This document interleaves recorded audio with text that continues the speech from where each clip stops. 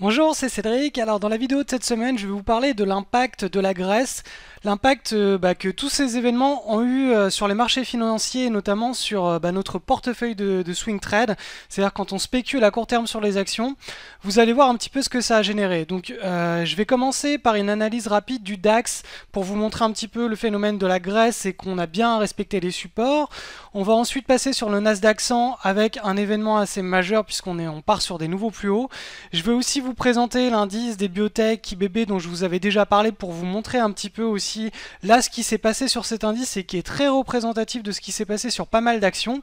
Et enfin je vais vous présenter les meilleures actions de ces 2 dernières semaines puisque pendant 2 semaines j'ai pas fait de vidéo consacrée au marché puisqu'on était dans un état relativement correctif, mais vous allez voir qu'il y a eu certaines actions qui sont parties en ligne droite et qu'il y en a d'autres qui nous ont dessiné quelque chose qui ressemble à l'indice des biotech. Allez hop, on débute. Donc alors on est parti sur l'indice allemand, le DAX. Alors vous voyez qu'ici c'était le week-end, cette séance là du 26 juin, c'était le vendredi 26 juin, on a eu le week-end et pendant ce week-end là, tous les événements sur la Grèce ont débuté. Le lundi on a ouvert en forte baisse et on a eu cet état correctif que vous voyez donc ici pendant pratiquement 2 semaines, pendant en tout cas une bonne semaine et demie. On est venu retaper cette zone de support et on est reparti à la hausse. Donc vous voyez que là, le support moyen terme dont je parlais depuis le début du mois de juin, on l'a respecté, on a rebondi dessus et en fait les événements de la Grèce, si on s'en fie aux indices, ont été simplement un gros retardataire du scénario de rebond à plus moyen terme puisque si vous avez un petit peu suivi les vidéos du mois de juin, je m'attendais, enfin voilà, la santé sur les actions, sur le marché notamment américain, on avait des belles actions qui se présentaient. On avait quelques actions qui commençaient à se représenter de manière assez intéressante sur le marché européen, mais ça restait quand même limité. Et ça, c'était pendant le week-end juste avant l'annonce de la Grèce. Pendant les événements de la Grèce, toutes les actions du marché européen qui étaient dans de bonnes situations de breakout ont cassé à la hausse puis ont stabilisé. Certaines d'entre elles sont parties direct en ligne droite, mais donc on a eu un simple retardataire. Et là, depuis le début de cette semaine, on a eu un gros boost sur pas mal d'actions européennes. Et donc les marchés sont toujours, à mon sens, relativement intéressants pour du swing trade en ce moment. Donc pour le moment, je reste assez optimiste sur l'été. Donc là, vous pouvez voir que sur l'indice DAX, on est sur une zone de résistance. On va voir comment ça se comporte. Mais quoi qu'il en soit, le plus important, c'est le comportement de nos actions et de nos screeners. Ensuite, on va passer maintenant sur le Nasdaq 100. Parce qu'il se passe quelque chose de très très intéressant sur le Nasdaq 100. Regardez, on est en train on a effectué le breakout, donc on est parti sur des nouveaux plus hauts. Alors j'enlève toutes les petites flèches, je vais mettre en avant le pivot moyen terme. Vous voyez que depuis la fin du mois d'avril, on a ce range là qui s'est bien développé. Et on a cassé à la hausse, donc ici, ces 2 dernières séances. Donc ça, c'est très positif. Ça nous indique tout simplement qu'on a un nouvel objectif qui se situe donc par mouvement du balancier. C'est de l'analyse chartiste pure et dure. Donc on a un objectif sur les indices maintenant qui se situe autour des 4700 points, voire un petit peu plus haut. Donc là, vous voyez qu'ici, on est dans un scénario haussier. À court terme, on a un bon momentum. Donc les actions américaines que vous allez prendre en swing trade en ce moment, ça va être en principe des très bons trades. Allez, on part maintenant sur l'indice des biotech, l'indice IBB. Donc c'est un tracker qui est représentatif de la santé des biotech puisqu'il reprend pas mal d'actions de biotech. Et je vous l'avais présenté donc à la fin du mois de juin parce qu'on avait ce joli breakout. Donc ici, si vous regardez les vidéos, je le mettais bien en avant. On a un beau trend haussier. On est vraiment dans un des meilleurs placements financiers sur plusieurs trimestres. Et là, on avait un signal d'achat pour un swing trade à court terme. Donc vous voyez que les événements de la Grèce ont retardé un petit peu ce breakout puisque l'action est venue faire son pullback sur le niveau de pivot, elle a consolidé et là on est reparti à la hausse. Donc typiquement le comportement que vous avez pu observer sur l'indice des biotech, c'est le comportement de beaucoup d'actions pendant les événements de la Grèce. Donc on a eu les breakouts avant les événements de la Grèce, on s'attendait à des breakouts assez puissants avec des mouvements un petit peu plus forts. Les événements de la Grèce donc qui ont pesé sur les marchés financiers, ont simplement permis aux meilleures actions de consolider, d'effectuer ce qu'on appelle un pullback sur leur niveau de support. Et là, cette semaine, on est reparti à la hausse. Donc ça, c'est vraiment typiquement ce qui s'est passé sur les marchés au cours de ces 2 dernières semaines. Donc pour tous ceux qui s'inquiètent sur un krach boursier, etc., actuellement on n'est véritablement pas dans ce genre de situation. On a un comportement sur les actions et sur les indices qui reste très intéressant. Donc il n'y a pas lieu de s'affoler tout simplement. Il faut simplement respecter nos plans de trade et tout ira bien. Si krach il doit y avoir au cours de la fin de l'été ou début de la rentrée prochaine, eh ben, on sera sorti de toute façon bien avant de toutes nos positions. Et comme je le répète encore une fois, pour le moment, on n'est pas du tout dans une situation de pré-crack. Hein. Là, on est plutôt dans une situation de retournement à la hausse des bourses. Donc, on reste optimiste. Alors, on débute notre petite review sur les actions de ces 2 dernières semaines. Alors, donc cette semaine et la semaine dernière. Alors cette semaine, on a eu avant-hier l'action WNS, donc ça c'est un trade sur news. Alors Finviz, hein, le site pour nous renseigner un petit peu de ce qu'il faut regarder. Si vous avez suivi la formation au trading de news, vous savez comment gérer ce trade. Donc là vous pouvez remarquer le float il est à 25 millions, donc c'est très intéressant. Et là vous pouvez aller analyser la news en elle-même qui n'a pas encore été reportée sur le tableau donc des bénéfices par action et du chiffre d'affaires trimestriel donc de ce trimestre par rapport à celui de l'année dernière. Donc là, ça c'est une première chose. L'autre chose, c'est d'aller regarder donc la surprise au niveau des analystes, hein, des attentes des analystes. Donc encore une fois, hein, tout ça est expliqué dans la formation Trading de News. Il faut vraiment bien se former pour savoir quelle news prendre ou pas, parce que tout simplement, 99% des news sont des news où on a un mouvement comme ça et après, hop, ça se dégonfle tout de suite et ça a piégé tout le monde. Pour savoir si une news a un potentiel explosif de hausse au cours des prochaines semaines, il faut vraiment qu'on ait un état de surprise à la fois sur les graphiques et à la fois fondamentalement donc dans le comportement des investisseurs, dans leurs attentes, c'est-à-dire la façon dont les opérateurs voyaient l'action avant la news et après la news. Si on a un énorme changement d'angle, là on peut prendre le trade parce que tout le monde va voir l'action de manière différente et va se repositionner avec des nouveaux objectifs. Ensuite, alors l'action LTE, donc ça c'est une action sur Euronext Paris, donc Valtech. Alors tout simplement cette action elle a un très bon comportement. Là vous voyez qu'on avait une belle petite tasse avec une anse, on avait le breakout donc ici début juillet. Vous voyez que ça n'a pas été du tout inquiété par les événements de la Grèce. Cette action elle nous a fait un run en ligne droite. Quoi qu'il en soit, on ne peut plus avoir de perte sur cette action. Si vous l'avez pris avec notamment les screeners et la stratégie des leaders de marché, donc là vous êtes plus inquiété sur cette action qui ressortait donc sur nos screeners des leaders de marché. Ensuite, l'action HQH, donc celle-ci, c'est une action qui est assez moyenne, on a un momentum, c'est borderline, hein, il y a beaucoup de, si vous regardez un petit peu, voilà, on a beaucoup de volatilité dans le trend. Nous ce qu'on aime bien c'est les mouvements qui sont beaucoup plus directionnels. Cependant, regardez, là on a les volumes sur le breakout, ça fait partie des breaks de la semaine. Ensuite, l'action SN FCA, donc cotée sur le Nasdaq. Celle précédente était cotée sur le NYSE. Celle-ci, donc, c'était extrait d'une large base. Donc, vous voyez que là, on est en mode recovery. On a la première base ici. On a le breakout qui a eu lieu avant-hier. Ici, avec les volumes en forte augmentation.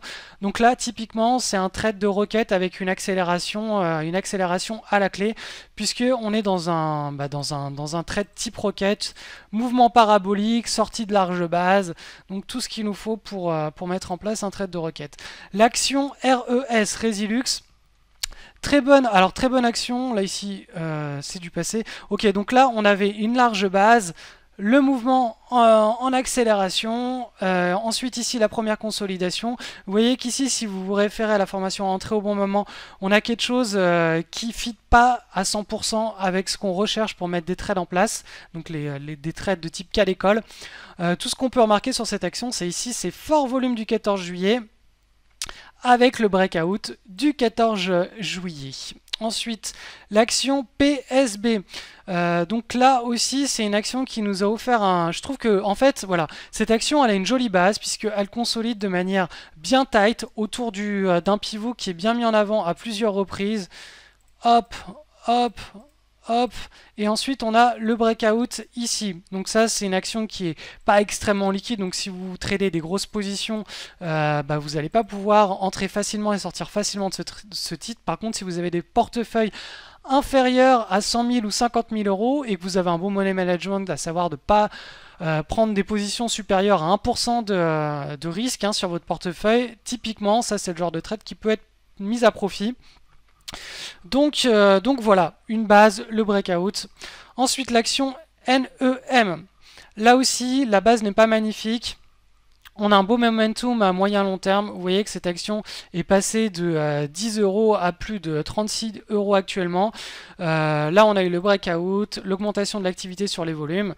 Ça fait partie des breaks de la semaine. Encore une fois, tout ce que je vous présente là, c'est des actions qui sont en situation de breakout. Alors derrière, il faut avoir le plan de trade en fonction que ce soit une requête ou un leader de marché ou une news.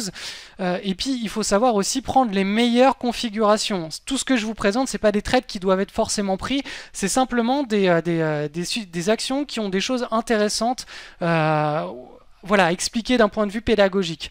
Ça ne doit pas générer systématiquement des trades. On doit être très sélectif dans ses prises de position. Par exemple, si vous regardez cette action-là, pour moi, la base n'est pas du tout tradable. Elle n'est pas du tout propre, à mon sens. Donc même si on a les volumes sur le breakout et qu'on a un comportement à moyen terme, moyen long terme qui est sympathique sur cette action, pour moi, ça ne se prend pas. Donc encore une fois, regardez encore et encore la formation, les vidéos de la formation Entrez au bon moment, ça vous explique avec une grille de lecture, avec des éléments qui sont bien spécifiques, quels sont les ingrédients qui doivent être présents sur une action pour prendre le trade. Si tous ces ingrédients ne sont pas présents, on passe à autre chose. Ensuite, l'action IBAB, IBAB. Donc celle-ci, elle faisait partie des actions sympathiques sur Euronext cette semaine.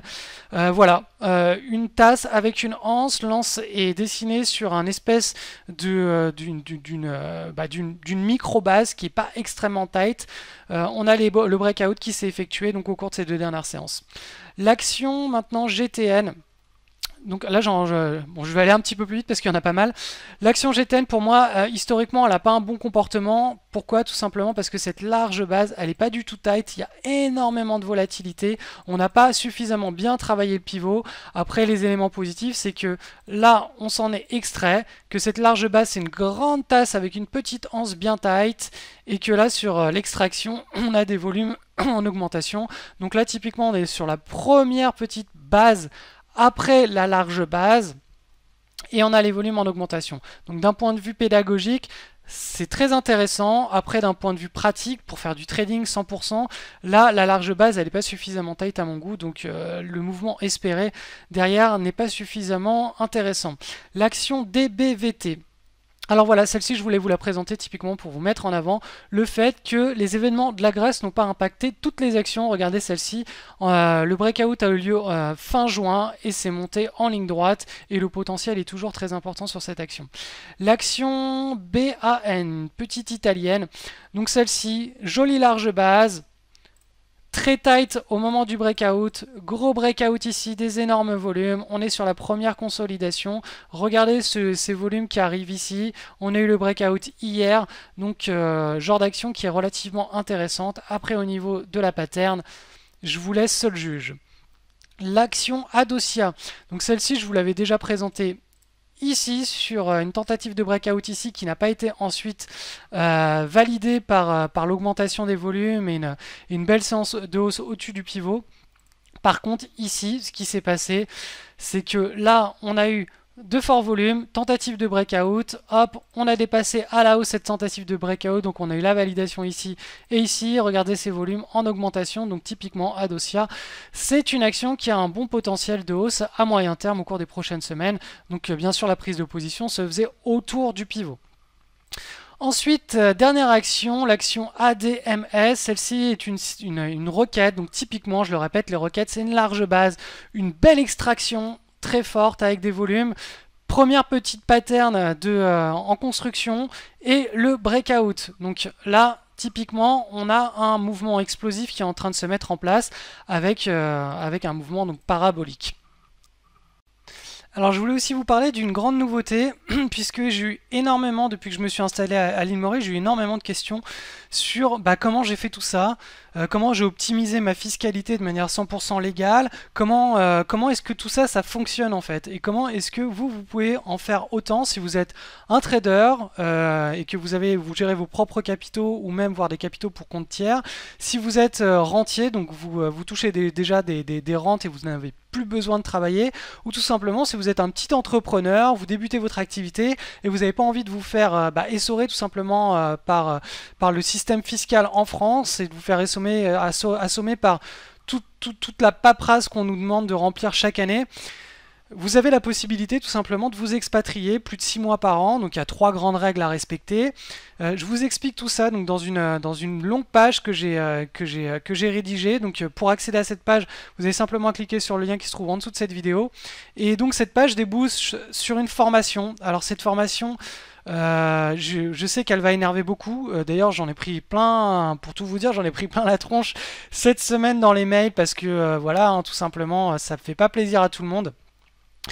Mais voilà, donc je vous encourage à aller lire cette page, vous allez apprendre énormément de choses et tout simplement si vous voulez mettre en place tout ça de manière vraiment pratique et connaître tous les schémas fiscaux, le montage qu'il est possible de faire et les statuts à adopter, je vous délivre tout ça dans cette formation. C'est une formation que j'ai tournée en vidéo, elle dure 3 heures environ, il y a des documents aussi.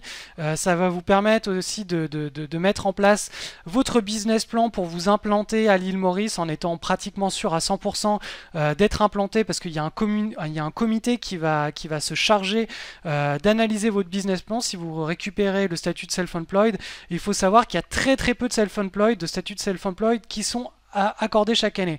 Et la seule raison pour ça, c'est pas qu'il y ait peu de demandes, c'est tout simplement que les gens ont un angle dans leur business plan qui convient pas du tout à l'angle que réclame le comité. Et ça, quand on a compris quel angle il faut avoir, on est sûr pratiquement à 100% d'avoir l'obtention de son self-employed.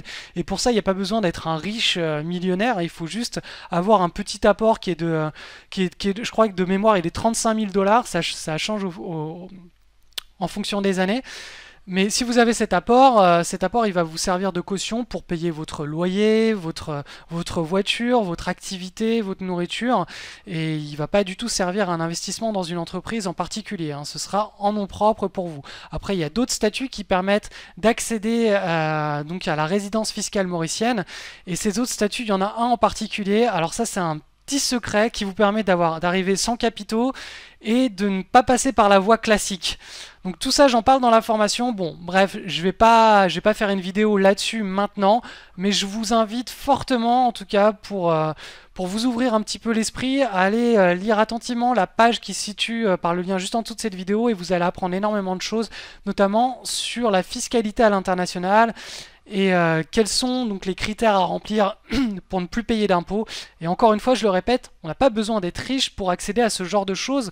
Il faut simplement être dans un état d'esprit d'entrepreneuriat ou d'être trader à son compte propre ou d'être un petit moyen ou gros investisseur. On n'a pas besoin d'être un riche millionnaire pour accéder à tous ces statuts fiscaux parce qu'on a toujours l'image de Google ou des riches qui arrivent et qui ont des millions et qui posent ça sur la table et ils ont tout ce qu'ils veulent. Il faut savoir que quand on sort de France, on a énormément de possibilités qui existent. Et moi, je vous parle de toutes les petites possibilités, enfin en tout cas quand on est à un statut qui est relativement réduit, tout ce qu'il est possible de faire. Donc je vous dis à tout de suite pour cette page que j'ai mis du temps à rédiger, donc j'espère que vous prendrez le temps de la lire parce que de toute façon vous allez apprendre beaucoup de choses.